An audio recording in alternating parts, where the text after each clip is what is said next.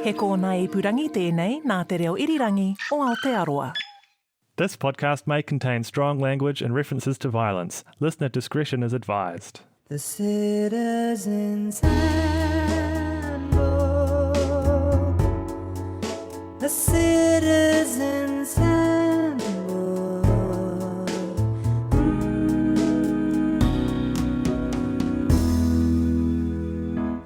Kia ora koutou, no mai haere mai, and welcome to the Citizen's Handbook podcast, the companion podcast to the Citizen's Handbook web series that you should watch.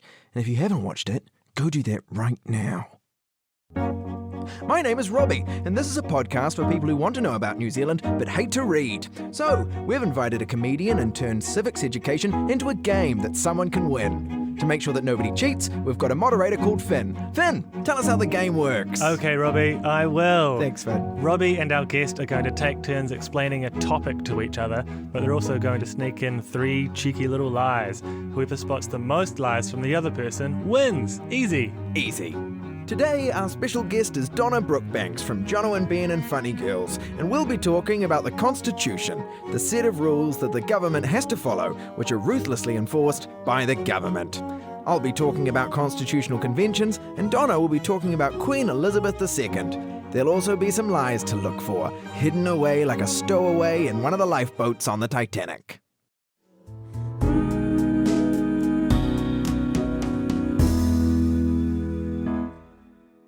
Hi, Donna. Hi. How you doing? Good, how are you? I do pretty good. How you feeling? Oh, good. You ready to lie to my face? Yes. I might not look you in the eye while I do it. Okay, fantastic. Well, I'm going to lie to you now. Oh. Okay. Sorry. A roller coaster. It's a real emotional roller coaster. But yeah, I'm gonna lie to your face. Okay. 3 times. Okay. Okay. See if you can spot them. Okay. All right. What are we talking about? Constitutional conventions. My favourite. Yeah. Something you know so much about. So It'll be much so about. obvious Yeah. every time I'm lying. Okay, great.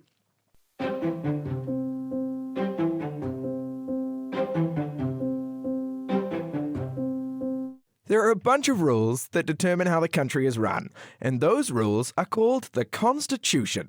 New Zealand hasn't written all its rules in one place. In fact, a lot of the rules aren't rules at all. They're just things that governments have done for a while that we just sort of hope they'll keep doing. These unwritten rules are called conventions. You might think that we should write these rules down so that people don't break them. What's important to note is that the people in power can still break rules whether you write them down or not. Writing things down doesn't create a magical spell that controls human behavior. It just means you wrote something down. Now, New Zealand has lots of unwritten rules, or conventions, that are an important part of our constitution. For example, the Governor-General, as the Queen's representative, is technically allowed to dissolve Parliament. She can refuse to pass our laws and dismiss our judges. But convention dictates that she'd only do those things if our elected officials told her to. According to convention, the Governor-General will let the Prime Minister call an early election if she has the support of the House of Representatives. In fact, the Prime Minister can actually call an election at any time, and it is only convention that means it happens every 3 years. So, Te Tiriti o Waitangi isn't a convention, because it can be enforced as law by the courts. But the idea that an outgoing government should get things sorted for the incoming government, that's a convention. Everyone does it, but it hasn't been put into law. A lot of these conventions are laid out in an extremely important document called the Cabinet Manual. The manual isn't law, but it's endorsed at the first cabinet meeting of each new government to signal to everyone, don't worry, we're not going to start a dictatorship. There's also a branch of New Zealand law enforcement called the Independent Constitutional Enforcement Agency. And according to law, they're allowed to step in if there's a serious breach of constitutional convention. But so far, no one's bothered. Some people like to test the conventions, just to see what everyone else will do. And by some people, I mostly just mean Robert Muldoon. In 1984, Robert Muldoon got pissed and called a snap election, which went on to be known as the Schnapps election. National lost the elections and Labour won. And what's normally supposed to happen is that the losing government starts preparing things for the next government. But Muldoon didn't want to do that. The Treasury and the Reserve Bank told Muldoon to devalue the dollar, and Longy agreed. But Muldoon went on TV and said, "I'm not going to devalue the dollar so long as I am Minister of Finance." Longy responded by saying, "This is a constitutional crisis." The Attorney General and Robert Muldoon's Deputy Prime Minister Jim Macleay thought David Longy was right. In fact, most senior members of the National Party thought their leader, Robert Muldoon, was being a dick. Macleay went to Muldoon's office and told him that he had to do what the incoming government wanted. It was a constitutional convention. Now, whether or not it actually was a constitutional convention doesn't matter.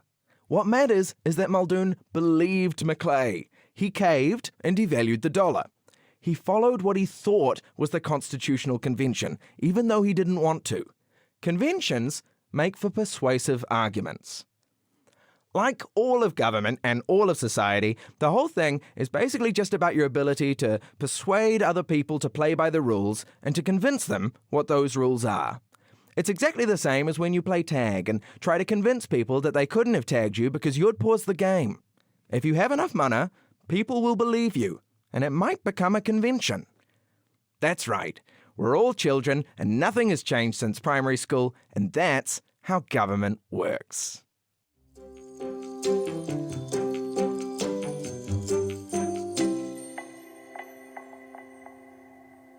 That's hard. Firstly, because I was understanding what you were saying and then trying to pick apart the lies. It was a Yes. very complicated process. It is. It is a complicated process because I'm teaching you, but I'm like a really badly researched teacher. So Now I guess the lies? Yeah. What are you thinking? Anything seem particularly odd out of that The explanation? Schnapp selection, Yeah. which I hope is true, but feel like might be a lie. Could you read I absolutely just because can. it was so good? Just because it was so I pleasing. like to think of someone getting pissed and being like, I'm going to call an election. Okay, in 1984, Robert Muldoon got pissed and called a snap election, which went on to be known as the Schnapp selection. Okay, I think he probably did get pissed, but I don't know if it was called a Schnapp selection. I'm gonna register that. All right. Accusation from Donna that no one called it the Schnapp selection. That is incorrect. Oh, I got excited for once. I was like, I'm right. He did say it with a tone that implied victory. Yeah, it did. Hey, good job! Incorrect! To be fair, Donna did say she really wanted it to be true. Yeah, Right. I'm so That's glad. true. It's a tone victory. Yeah, no, Robert Muldoon did get really pissed. There's a really funny video of it online. Is that when Longy came in? That's Yeah, right. that's when Longy came Yeah. in. So he called a snap election very confidently and then immediately lost.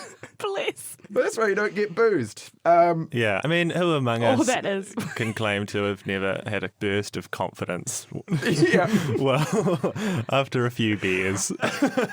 Absolutely. Okay, yeah, no, that was true. It is an Well, odd... I'm happy and Yeah. sad. Yeah, fair enough. Okay. Can you read the thing about the cabinet manual? I absolutely can. A lot of these conventions are laid out in an extremely important document called the Cabinet Manual.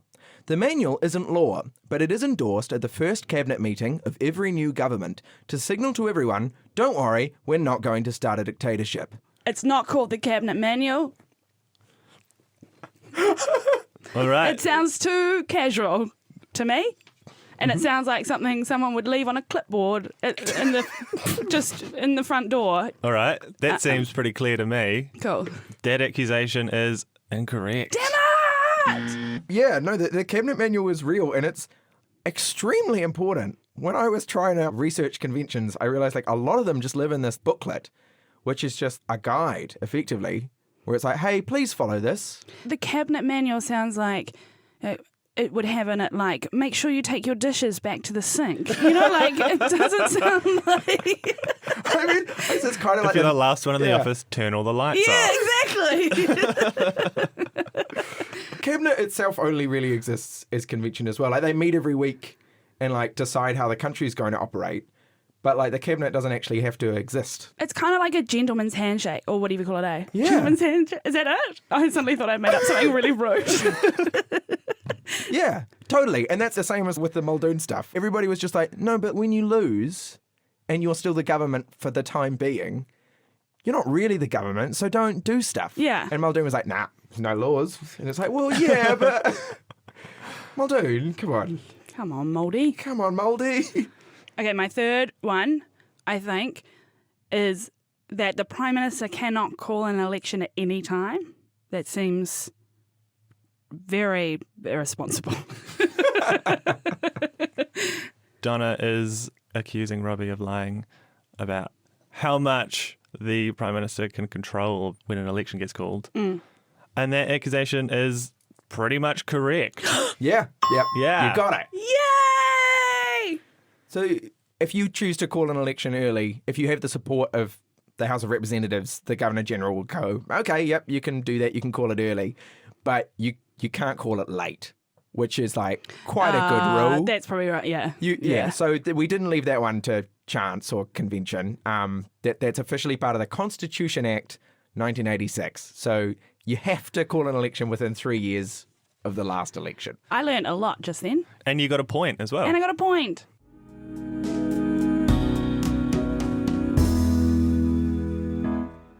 So at the end of round one, Donna is at the top of the scoreboard What a good day for Brookbanks. with 1 point. But before we move on, let's uncover those other two lies. The first one is this entire paragraph. There's also a branch of New Zealand law enforcement called the Independent Constitutional Enforcement Agency. How did that get past me?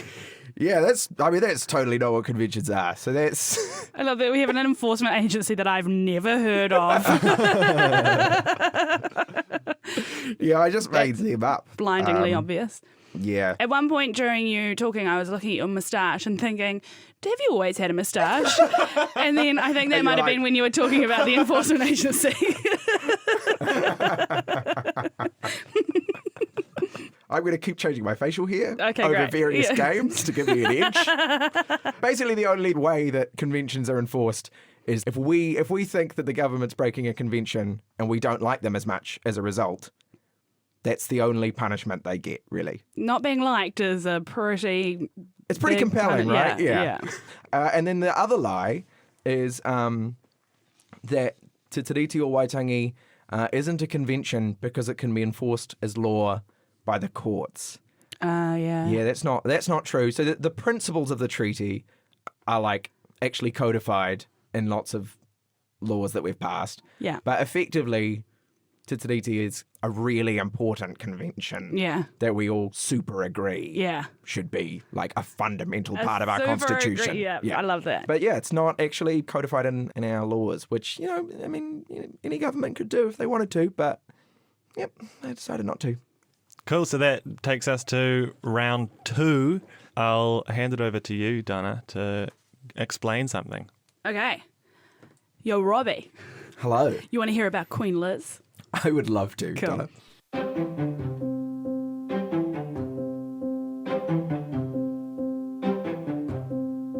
When you talk about New Zealand Parliament, most people probably think of the House of Representatives and the beehive and Parliament buildings.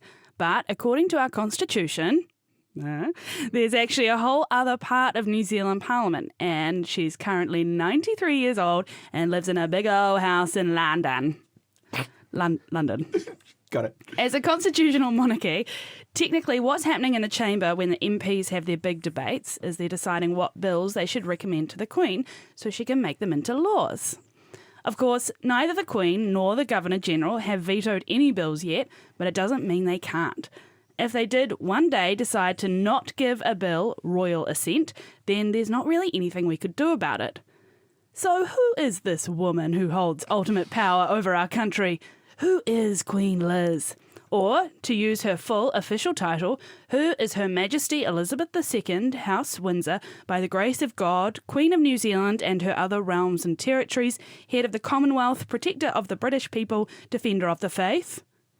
She was born Elizabeth Alexandra Mary Windsor in 1926 in London in what is now a fancy Cantonese restaurant. Then she married a guy called Philip Mountbatten, who is both her third cousin and her second cousin once removed. Then a few years later, her dad died and she became queen at 25 years old, and she's been queen ever since. which is how that works. As it turns out, it's a pretty sweet gig being queen. First of all, she's fabulously wealthy. She gets something called the Sovereign Grant to cover her official duties, which is taxpayer funded, and is usually around £5 million a year, but has gone up for the last couple of years to cover some renovations she wanted to do at Buckingham Palace. As you might expect of a literal queen, she is also a massive landlord. She's got a private real estate portfolio, which at last count was worth £534 million and brings her about £20 million a year. On top of that, she also owns freehold, her own castle in Scotland, which is valued at more than £100 million. But on the other hand, a lot of that private income from her property holdings just goes straight into the children's charity she started in 1997 after Diana died.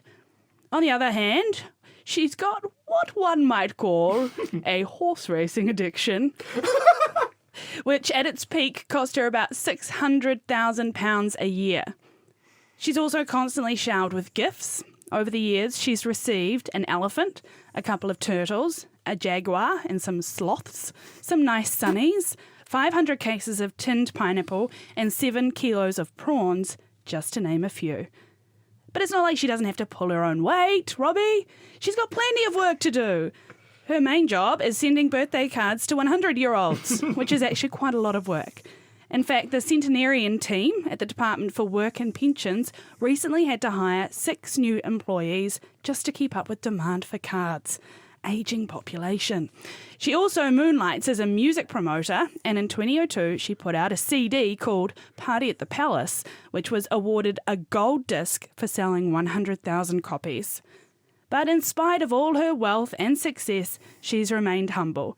For breakfast each day, when she sits down to have a good, long, hard think about what it means to be New Zealand's head of state, she likes nothing more than a cup of tea and some special K.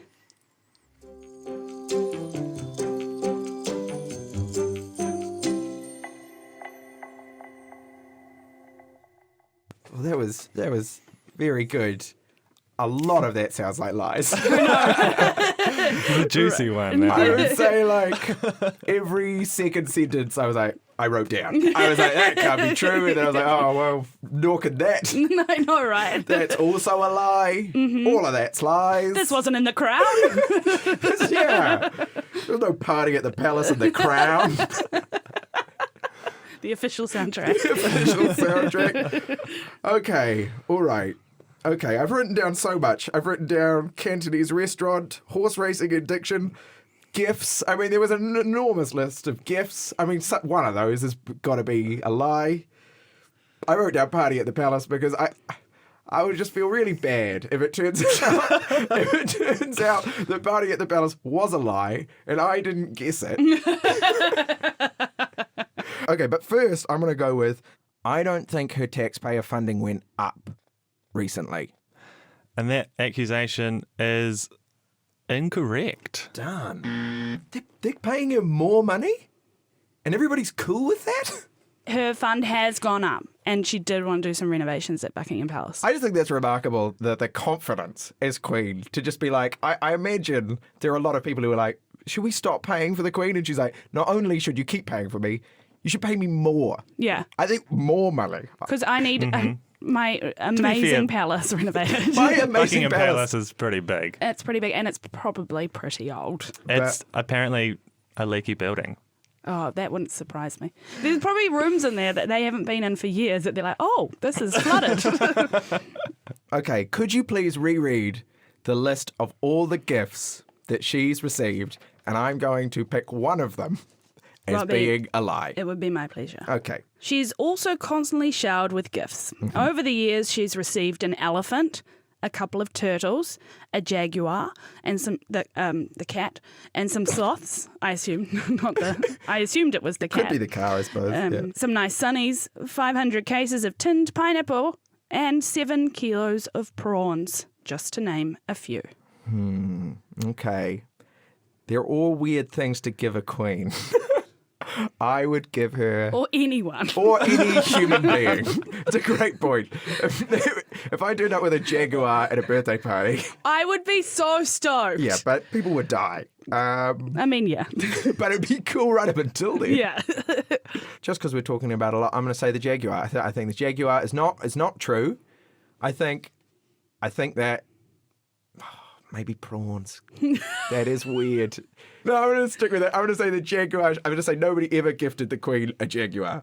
All right, that accusation seems pretty clear to me. Yeah. Unfortunately, it's incorrect. I mean, look, it's pretty hard to single out the one that's nonsense, if there was one. All right, I'm not doing well. 0 for 2. Could you reread the bit about the horse racing addiction as well, please? Yes. She's got what one might call a horse racing addiction, which at its peak cost her about £600,000 a year. I'm going to say she didn't have a horse racing addiction that cost her £600,000 a year. That accusation is incorrect. Yeah, of course. Of course it is. If you lose £600,000 It's actually not her a year, betting, it's her racing horses. oh, very sneaky. You heard it twice, to be fair. Okay, well, fine. So what else was a lie? With her title, she does not have House Windsor in it because that's it's a from Game of Thrones. I literally just thought, oh, you must have left out the of. House Windsor, or Protector of the British People, which I thought was... They'll be fine. Yeah. Yeah. I don't need your protection. Okay, you ready for another one? Yep. I said it's a taxpayer fund is usually around £5 million a year. Yep. It's actually £30 to £40 million a year, but in the last couple of years was £76 million and £82 million for Buckingham Palace renovations. That is so much money. That's so much money. That's pounds as well. Does the Queen know that there are homeless people? Has anybody told her? Mm-hmm. She hasn't been out. She hasn't. She can't find her way out of the palace. It's too Too big. many leaky rooms. Yeah. To be fair, she's not well. Wading through the water to get out. Is that all the lies? No. No, there's one more. Yeah. There's one more. Okay, I said a lot of that private income from her property holdings just goes straight into the children's charity she started in 1997 after no. Diana died. Oh, she did not start a children's charity. No. You fool. She hates the children. No, she doesn't. As far as we know. As far as we know. That is an absolute lie. That's really funny that that's a lie. Because you're like, I can't say, nah, I don't reckon she did. I reckon she's a horrible, selfish human being. That's really funny. That's a great lie, Donna. Thank you. Okay. Which means that all of the gifts that she's received are actual are real. gifts. Those are all. She got 500 cases of tinned pineapple. She sorted for Hawaiian pizza for life. What I love about the 7 kilos of prawns is that it seems like a lot of prawns already. Mm-hmm. But then you think about giving a present to the Queen. Yeah. And it kind of comes up short for me. Yeah, you're like, it should be 700. I also don't know how you would present them. 'Cause Yeah. in my mind's eye, it's just a plastic bag dripping. Like someone went to the Or supermarket. just like in their hands, just loose prawns that you just kind of dump on the floor. Or a whole aquarium full of prawns.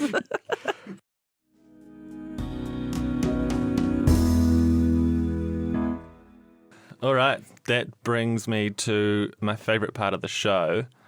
Tallying the scores. In round 1, Donna came through with 1 point. At the end of round 2, at the end of the game, Robbie came through with 0. Which means this round goes to Donna Brookbanks. Wins You this. sound so surprised. Yeah, there was a Donna slight intonation. Brookbanks. Quickly recount. Hold on. One. Yep, yeah, that's it. Yay! Congratulations, Donna. Yay! You've Thank won you, guys. Thank this you so episode. much. Thank you. Thank you so much for being on this podcast, Donna. Thank you so much for coming in and telling me about the Queen. You're Who has welcome. lived an absurd life and been given some absurd gifts and gets too much money and doesn't give any of it away. I really want to see, I'm hoping season 3 of The Crown is going to have her receiving 7 kilos of prawns. Yep. There are going to be some point. key moments. Receiving 7 kilos of prawns. Yeah. Thanks for being on this episode about New Zealand's constitution. Thank you, Donna. Thank you. The Citizen's Handbook.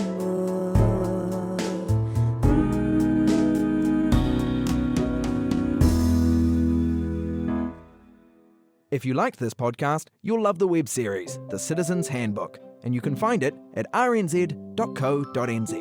The Citizen's Handbook podcast was researched and written by Phineas Teppert and me, Robbie Nicol. It is produced by Izzy Walton and Kevin & Co. The technical producer is Tim Batt. RNZ supervising producer is Justin Gregory, and RNZ senior commissioner is Kay Elmers. Tim Watkin is RNZ's executive producer for podcasts and series. This podcast was made possible by the RNZ and NZ On Air Innovation Fund. You can subscribe to this and every other RNZ podcast at Apple, Spotify, and other podcast providers. Please give us a rating. That way other people get to hear about the show.